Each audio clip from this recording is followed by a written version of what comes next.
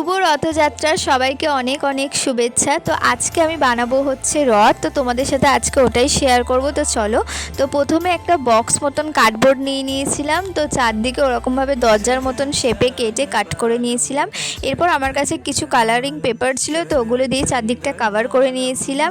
এরপর একটু সুন্দর করার জন্য আমার কাছে কিছুটা জড়ি ছিল, তো ওগুলোই ওর সাথে অ্যাটাচ করেছি কিছু কিছু জায়গায়। তারপর নিচে একটা কার্ডবোর্ড দিতে হতো, তো সেম প্রসেসে ওরমভাবে কার্ডবোর্ড দিয়ে কালারিং পেপার দিয়ে আমি পিচবোর্ড দিয়ে চাকা তৈরি করেছিলাম। এরপর বানাবো হচ্ছে জগন্নাথ, বলরাম, সুভদ্রা।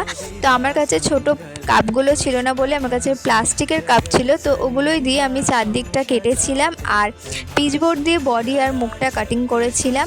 এরপর আমি সবগুলো একসাথে সুন্দর করে রং করে নিয়েছিলাম। এরপর আমি ভাবলাম যে রথটা আরও সুন্দর করে সাজানো যাক, তো অনেকগুলো ফুল তুলে এনেছিলাম।